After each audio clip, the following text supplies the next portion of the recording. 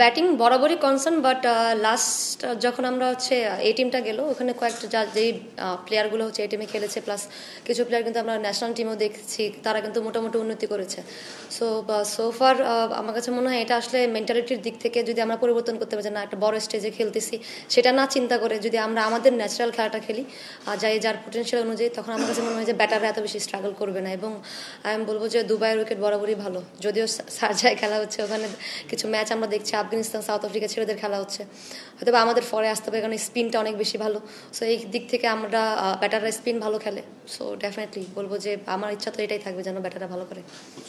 হ্যাঁ, সেটা তো অবশ্যই। দেখেন আমরা লম্বা সময় ধরে বাংলাদেশে ওয়ার্ল্ড কাপ হবে এটা মাথায় রেখে কিন্তু কোচেসরা বলেন প্লাস হচ্ছে ম্যানেজমেন্ট সবাই কিন্তু সেভাবে প্রিপারেশন নিচ্ছিলাম, বাট এখন যেটা আমাদের আসলে কন্ট্রোল নেই সেটা নিয়ে আসলে চিন্তা করাটা বোকামি ছাড়া কিচ্ছু না।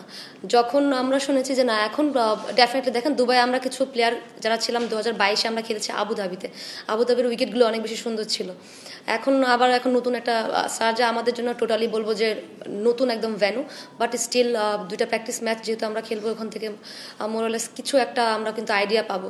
সো আর অ্যাডাপ্ট করার জন্য সবারই কিন্তু শুধু আমাদের যে আমরা ডিফিকাল্টিস ফেস করবো তা কিন্তু না, প্রত্যেকটা টিম সেম চ্যালেঞ্জগুলো ফেস করবে। সো যে টিমগুলো আমার কাছে মনে হয়, আমি যদি আমার দিক থেকে চিন্তা করি, আমরা যত দ্রুত এটাকে অ্যাডাপ্ট করবো বা চ্যালেঞ্জগুলো অনেক সামনে নেবো তত আমাদের জন্য বেটার হবে বড় স্টেজে এবং ম্যাচগুলো মেন ম্যাচগুলো খেলার জন্য। ব্যক্তিগত দিক থেকে দেখেন আমি সবসময় যেহেতু টপ অর্ডারে ব্যাটিং করি, সো আমি চিন্তা করি যে টিমের জন্য কন্ট্রিবিউট করার জন্য, সেটা যেভাবে হোক না কেন দলের সিচুয়েশন যেটা ডিমান্ড করবে আমি ডেফিনেটলি সেটা ডেলিভার করার চেষ্টা করব। আর দেখেন ওয়ার্ল্ড কাপে প্রত্যেকটা টিমই আপনার জন্য টাফ হবে, কারণ কেউ আসলে সহজে আপনাকে জিততে দেবে না বা সহজে আপনাকে ফাইট করতে দেবে না। সো সেই চ্যালেঞ্জগুলো আমরা ফেস করবো, সেটা কিন্তু আমরা মেন্টালি প্রিপেয়ার্ড। আর হচ্ছে আমি বলবো যে আগের থেকে মেয়েরা অনেক বেশি বলবো যে কনফিডেন্স আছে, এর জন্য বলছি কারণ কিছু প্লেয়াররা আমাদের টিমে ইনক্লুড হয়েছে যারা ডোমেস্টিকে অনেক অনেক বেশি রান করে আসছে। সো আমার তো প্রত্যাশা এটাই থাকবে যেন তারা এই সেম কাজটা আমাদের দলের জন্য করে। আমার কাছে মনে হয় এই প্রশ্নটার উত্তর খুব সুন্দরভাবে সিলেক্টর দিতে পারবেন, খুব ভালো হবে কেন সে আসলে নাই। দেখেন এক্সপিরিয়েন্স ম্যাটার করে ডেফিনেটলি, বাট যারা আছেন আমি তাদের প্রতিও ফেথ রাখতেছি, কারণ তারা অবশ্যই কিছু করেছেন বিধায় আজকে টিমে আছে এবং ওয়ার্ল্ড কাপের মতো জায়গায় দেশকে রিপ্রেজেন্ট করার সুযোগ পাচ্ছেন। সো সেই ক্ষেত্রে আমার কাছে মনে হয় আমি এবং আপনারা সবাই তাদের প্রতি বিশ্বাস রাখেন যেন তাদেরকে যে উদ্দেশ্যে নেওয়া হচ্ছে সেটা যেন ফুলফিল করতে পারে। ওয়ালটন টেলিভিশন মাত্র 25,490 টাকায় পাচ্ছেন গুগল টিভি।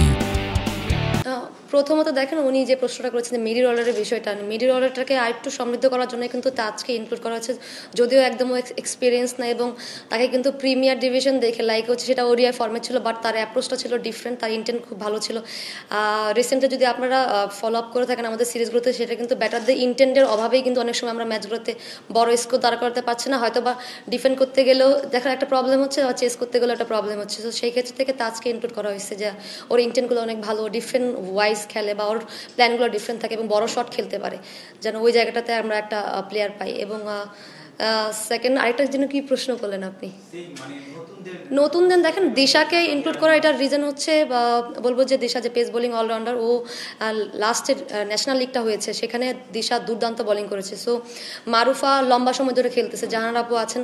সো আমরা ওইখান থেকে মারুফার যে কোনো একটা ওয়ার্কলোডের একটা বিষয় থাকে, প্লাস হচ্ছে কখন প্লেয়ারদের আসলে অ্যাভেলেবেল থাকে কিনা বা একটা ইঞ্জুরির একটা বিষয় থাকে পেস বলারদের বেশি। সো সেই ক্ষেত্র থেকে একটা ব্যাকআপের জন্য কিন্তু দিশা অলমোস্ট রেডি এখন, সো তাকে আমরা ট্রাই করতে পারি, এই জন্য দিশাকে ইনক্লুড করে। এবং সাথেই বলবো যে লাস্ট যে কম্পিটিশন হলো সেখানে কিন্তু হাইস্ট রান গেটার এবং তার খেলার ধরনগুলো যদি দেখেন খুবই ডিফারেন্ট, দেখবেন যে 54 রানে 92 করছে এরকম, বা হলে খুবই 48 বলে 84 এরকম। সো এবং খুব মানে পাওয়ার হিটিংটা অনেক বেশি এবং টপ অর্ডারে খুব ভালো করতেছে, পাওয়ার প্লেটা অনেক ভালো ইউজ করতে পারে। সো সেখানে কিন্তু অল অফ এ সাডেন আমি বলবো যে সাথে কিন্তু নিজেকে প্রুফ করছে এবং সে এখানে আসলে জায়গা করে নিয়েছে। আমি আসলে মনে করি না যে দেখেন অবশ্যই পাওয়ার হিটিং ডেফিনেটলি অনেক বেশি ইম্পর্টেন্ট টি-20-তে, বাট অন্য দিক থেকে কিন্তু আপনি স্ট্রাইক রোটেশনটা অনেক বেশি ইম্পর্টেন্ট। আপনি হচ্ছে ওভারে 2-4 মারলেন আর নাই কোনো রান, আগামী 2 ওভার, সেটা কিন্তু হয় না, বাট দুটারই দরকার আছে। আমার মনে হয় ইটস আ কম্বিনেশন, আপনাকে পাওয়ার হিটিংও করতে হবে প্লাস হচ্ছে দেখি স্ট্রাইক রোটেশনের দিক থেকেও চিন্তা করতে হবে। সো টিমগুলো কিন্তু সেভাবে সাজানো হয়, যারা হচ্ছে কিছু প্লেয়ার আছে যারা খুব বেশি অ্যাটাক করে খেলে, অনেকে আছে যে যারা একটু রোটেট করে খেলতে পছন্দ করে, লাইক আমি একটু রোটেট করে খেলতে পছন্দ করি বেশি। সো সেই ক্ষেত্র থেকে বলবো যে এখন মোটামুটি দোলাকে যদি আপনারা দেখেন, দোলাও কিন্তু রিসেন্টলি হয়তো বা অনেক বড় রান করে না, কিন্তু খুব ভালো খুব দ্রুত রান করে দিয়ে যায়। সো আমার টপ অর্ডারে দোলা আছে, সাথে আছে শোভানা, আছে যারা হচ্ছে আমার কাছে মনে হয় খুব ভালো একটা স্টার্ট দিতে পারলে আমরা যারা আছে আমি স্বর্ণা বা ফাইমা আপু যারাই খেলবেন না কেন তাদের জন্য অনেক সহজ হবে আসলে ইনিংসটাকে একটু ভালো জায়গায় দাঁড়া করানোর। দেখেন এখন যত বেশি ম্যাচ আসলে খেলা যায় তত বেশি কিন্তু এটা আসলে প্লেয়ারদের নিজে থেকে গ্রো করতে হয়, কারণ এটা হচ্ছে কোচের শেখানোর কোনো বিষয় না। এবং আমরা যারা সব থেকে বেশি বেটার হয় যখন হচ্ছে আমি যখন কারোর সাথে খেলি বা কোনো সিনিয়র প্লেয়ার কোনো একজন হচ্ছে খুবই নতুন কোনো প্লেয়ারের সাথে খেলে বা হচ্ছে একটু কম খেলে এরকম ইন্টারন্যাশনাল তাদের সাথে যখন খেলে তখন বোঝায় তখন জিনিসটা সহজ হয়ে যায়। এবং পার্সোনালি আমার কাছে মনে হয় এটার অনেক বেশি আমাদের ল্যাকিংস থাকে। অনেক সময় যখন আমরা কোনো বড় অপোনেন্টের এগেনস্টে খেলি তখন দেখা যাচ্ছে যে রানের যে একটা প্রেশার থাকে বা হচ্ছে একটা রান রেটের একটা প্রেশার থাকে, তখন আমরা বুঝতে পারি না কীভাবে খেলবো।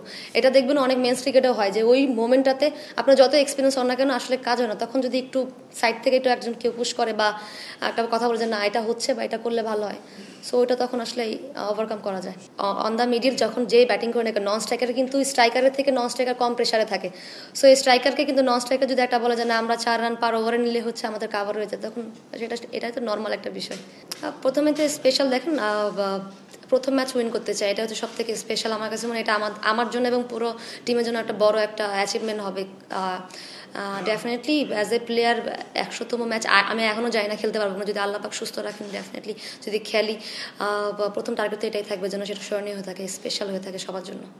প্রথমত ম্যাচ উইন করা, কারণ 4টা বলবো 2014 এক্সেপ্ট 2014 ছাড়া কিন্তু ওয়ার্ল্ড কাপে একটা আমরা সিঙ্গেল ম্যাচ উইন করতে পারিনি।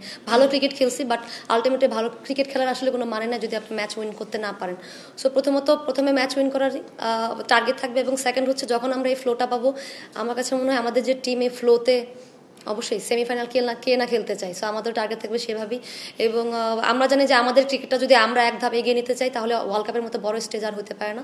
সো ওখানে একটু ভালো পারফর্ম করলে আমাদের উইমেন্স ক্রিকেট নট অনলি আস যারা বাংলাদেশে ক্রিকেট খেলে, বাকি যে মেয়েরা আসলে বাংলাদেশে জার্সি গায়ে খেলতে চায় বা হচ্ছে স্বপ্ন দেখে যে না আমি একটা সময় বাংলাদেশে একটা বড় জায়গায় খেলবো, তাদের জন্য আসলে আমরা ভালো কিছু করতে চাই।